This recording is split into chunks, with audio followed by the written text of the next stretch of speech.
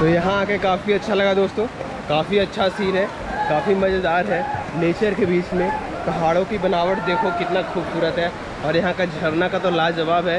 Waterfalls का कोई हिसाब नहीं है, कितनी अच्छी है वो। हम अभी हैं जहाँ पानी इधर से वो पहाड़ के नीचे से होते हुए आ रही है। और दोस्तों और आपको सिनेमैटिक सीन देता हूँ जो कि बहुत मज़ा आएगा। चलते हैं फिर और इन्जॉय करते हैं और देखते हैं कैसा यहाँ का सीन है, और बने रहो ब्लॉग में।